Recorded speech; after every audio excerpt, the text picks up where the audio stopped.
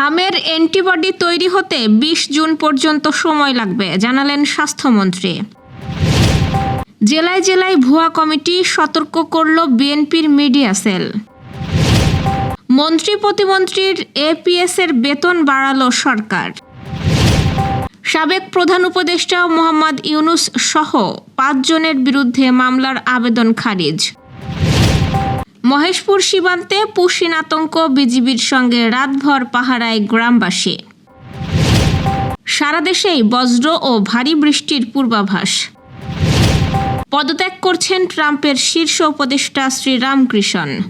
দর্শক, শুনছিলেন দিনের খবরের প্রধান প্রধান শিরোনাম, এবার বিস্তারিত। তার আগে আমাদের ইউটিউব চ্যানেল সাবস্ক্রাইব করুন এবং সব খবর পেতে ফেসবুক পেজ ফলো করে রাখার পাশাপাশি ওয়েবসাইট ভিজিট করুন। হামের অ্যান্টিবডি তৈরি হতে ২০ জুন পর্যন্ত সময় লাগবে বলে জানিয়েছেন স্বাস্থ্যমন্ত্রী সরদার মোহাম্মদ সাখাওয়াত হোসেন। এছাড়া ডেঙ্গু মৌসুম সামনে রেখে সর্বাত্মক প্রস্তুতি নেওয়া হয়েছে বলে জানান তিনি। আজ সচিবালয়ের এক ব্রিফিংয়ে এসব কথা বলেন স্বাস্থ্যমন্ত্রী।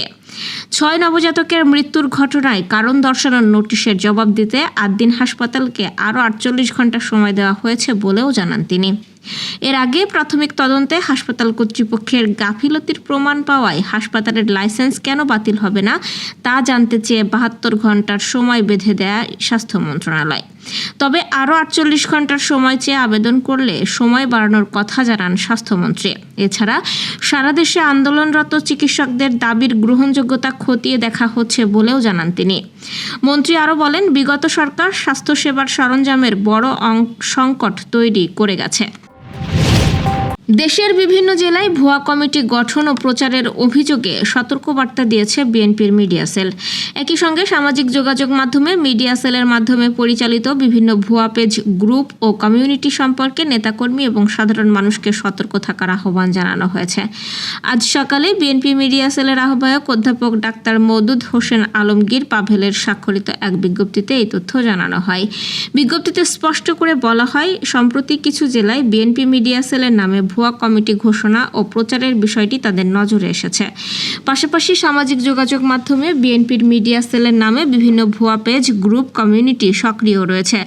বিজ্ঞপ্তিতে জানানো হয়, বিএনপি মিডিয়া সেলের কেন্দ্রীয় কমিটি ছাড়া সারা দেশে জেলা বা মহানগর পর্যায়ে এ নামে কোনো কমিটি গঠন করা হয়নি। যেসব ব্যক্তি বা গোষ্ঠী নিজেদের মিডিয়া সেলের অনুমোদিত কমিটি দাবি করছে তাদের সঙ্গে বিএনপি মিডিয়া সেলের কোনো সম্পৃক্ততা নেই। এতে আরও বলা হয়, অননুমোদিত ও ভুয়া কমিটি প্রদানকারীদের বিরুদ্ধে দলের শৃঙ্খলা ভঙ্গের অভিযোগ আনা হবে বলে সতর্ক করা যাচ্ছে।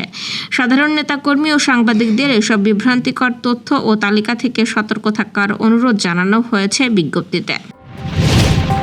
দেশের অন্যান্য সীমান্ত এলাকার মতো ঝিনাইদহের মহেশপুর সীমান্তেও পুশিন আতঙ্ক ছড়িয়ে পড়েছে। স্থানীয়দের অভিযোগ, ভারতীয় সীমান্তরক্ষী বাহিনী বিএসএফ বিভিন্ন সময়ে বাংলাদেশে মানুষ ঠেলে পাঠানোর চেষ্টা করছে। এই পরিস্থিতিতে বিজিবির সঙ্গে আনসার সদস্য ও গ্রামবাসীরা সীমান্তে রাতভর পাহারা দিচ্ছেন। যাদবপুর, খোসালপুর, সামান্তা, মাটিলা, পৈলানপুর সহ সীমান্তবর্তী এলাকার বাসিন্দাদের মধ্যে উদ্বেগ বেড়েছে।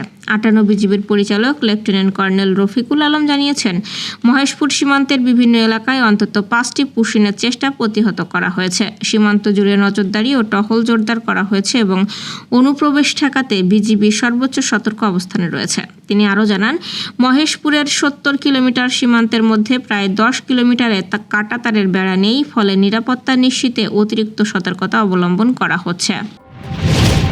দেশে হামের প্রাদুর্ভাব ও শিশু মৃত্যুর ঘটনায় দায়িত্বে অবহেলা এবং সময়মতো টিকা আমদানিতে ব্যর্থতার অভিযোগ এনে সাবেক প্রধান উপদেষ্টা মোহাম্মদ ইউনূস, সাবেক স্বাস্থ্য উপদেষ্টা নূরজাহান বেগম সহ ৫ জনের বিরুদ্ধে মামলার আবেদন খারিজ করে দিয়েছেন আদালত। আজ ঢাকার অতিরিক্ত চিফ মেট্রোপলিটন ম্যাজিস্ট্রেট জসিতা আসলাম মামলার আবেদনটি শুনানি শেষে খারিজ আদেশ দেন। আদালতের এই আদেশের ফলে আপাতত এই বিষয়ে কোনো ফৌজদারি কার্যক্রম শুরু হচ্ছে না। মন্ত্রী ও প্রতিমন্ত্রীদের সহকারী একান্ত সচিব বা এপিএস এর বেতন বাড়িয়েছে সরকার।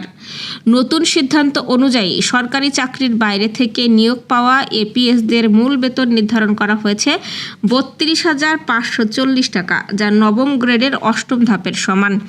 আগে তারা নবম গ্রেডের প্রারম্ভিক ধাপ অনুযায়ী 22,000 টাকা বেতন পেতেন। অর্থ বিভাগ জানিয়েছে, এই বেতনের সঙ্গে প্রযোজ্য ভাতাদি পাওয়া গেলেও কোনো বার্ষিক বেতন বৃদ্ধি, পেনশন, আনুতোষিক বা ভবিষ্যৎ তহবিলের সুবিধা থাকবে না। তবে এই সুবিধা শুধু সরকারি চাকরির বাইরে থেকে নিয়োগপ্রাপ্ত এপিএস ও একান্ত সচিবদের জন্য প্রযোজ্য হবে। সরকারি কর্মকর্তাদের মধ্যে থেকে নিয়োগ পাওয়া এপিএসরা এই বেতন কাঠামোর আওতায় পড়বে না। এ বিষয়ে অর্থ বিভাগ ইতোমধ্যেই জনপ্রশাসন মন্ত্রণালয়কে প্রয়োজনীয় নির্দেশনা পাঠিয়েছে। সক্রিয় মৌসুমি বায়ুর প্রভাবে সারা দেশে বিভিন্ন জায়গায় বজ্র ও ভারী বৃষ্টিপাত হতে পারে। আজ সকাল 9টা থেকে পরবর্তী 120 ঘন্টার পূর্বাভাসে এসব তথ্য জানায় আবহাওয়া অধিদপ্তর। পূর্বাভাসে আবহাওয়াবিদ আব্দুল হামিদ মিয়া জানিয়েছেন, লঘুচাপের বর্ধিতাংশ পশ্চিমবঙ্গ থেকে উত্তর পশ্চিম বঙ্গোপসাগর পর্যন্ত বিরাজমান রয়েছে। দক্ষিণ পশ্চিম মৌসুমি বায়ু বরিশাল, চট্টগ্রাম ও সিলেট বিভাগ পর্যন্ত অগ্রসর হয়েছে। এটি আগামী 3 থেকে 4 দিনের মধ্যে সারা দেশে বিস্তার লাভ করার জন্য অনুকূল অবস্থায় রয়েছে। তিনি আরও জানান, আজ সকাল 9টা থেকে পরবর্তী 24 ঘন্টার মধ্যে চট্টগ্রাম ও সিলেট বিভাগের অনেক জায়গায়, রংপুর, ময়মনসিংহ, ঢাকা ও বরিশাল বিভাগের কিছু কিছু জায়গায় এবং রাজশাহী ও খুলনা বিভাগের 2-1 জায়গায় অস্থায়ীভাবে দমকা হাওয়া ও বিদ্যুৎ চমকানো সহ হালকা থেকে মাঝারি ধরনের বৃষ্টি, বজ্রসহ বৃষ্টি হতে পারে। সেই সাথে দেশের কোথাও কোথাও মাঝারি ধরনের ভারী থেকে ভারী বর্ষণ হতে পারে। সারা দেশে দিনের তাপমাত্রা সামান্য কমতে পারে এবং রাতের তাপমাত্রা সামান্য বাড়তে পারে। পদত্যাগ করছেন মার্কিন প্রেসিডেন্ট ডোনাল্ড ট্রাম্পের শীর্ষ উপদেষ্টা শ্রীরাম কৃষ্ণ। কৃত্রিম বুদ্ধিমত্তা সংক্রান্ত নীতি নির্ধারণের দায়িত্ব ছিল এই ভারতীয় বংশোদ্ভূত যুবকের কাঁধে। 6 জুন সোশ্যাল মিডিয়ায় পদত্যাগের কথা জানিয়ে শ্রীরাম লেখেন, জুনের শেষে দায়িত্ব ছাড়ছি। যদিও ঠিক কী কারণে তিনি এই সিদ্ধান্ত নিয়েছেন তা স্পষ্ট করেননি। কৃত্রিম বুদ্ধিমত্তার বিকাশ ও নিয়ন্ত্রণ নিয়ে জাতীয় স্তরে রূপরেখা তৈরির কাজে যুক্ত ছিলেন শ্রীরাম কৃষ্ণ। শুধু তাই নয়, এআই সংক্রান্ত আন্তর্জাতিক কূটনীতি এবং সরকারি নীতি নির্ধারণেও তার উল্লেখযোগ্য ভূমিকা ছিল। সোশ্যাল মিডিয়ার এক পোস্টে শ্রীরাম শুধু লিখেছেন, চলতি মাসের শেষে হোয়াইট হাউসে আমার দায়িত্ব শেষ হবে। কিছুটা বিরতি নেওয়ার পর আমেরিকার সামনে থাকা এআই সংক্রান্ত বড় চ্যালেঞ্জগুলোর সমাধানে কাজ করতে চাই। আর্টিফিশিয়াল ইন্টেলিজেন্স সংস্থাগুলোতে সরকারের সরাসরি অংশগ্রহণ বাড়ানোর বিষয় নিয়ে চিন্তাভাবনা করছে ট্রাম্প প্রশাসন। ঠিক তখনই শ্রীরামের পদত্যাগের খবর সামনে এলো। শুক্রবার সাংবাদিকদের ট্রাম্প জানিয়েছেন, আমেরিকার জনগণের স্বার্থ রক্ষা করাই তার উদ্দেশ্য। আগামী সপ্তাহে একটি আর্টিফিশিয়াল সংস্থার শীর্ষকর্তার সঙ্গে তিনি বৈঠক করতে পারেন বলেও তিনি জানান। তবে পদত্যাগ করলেও শ্রীরাম বাইরে থেকে ট্রাম্প প্রশাসনের সঙ্গে যুক্ত থাকবেন বলে দাবি করেছেন হোয়াইট হাউসের এআই ও ক্রিপ্টো বিষয়ক দায়িত্বপ্রাপ্ত কর্তা ডেভিড স্যাক্স।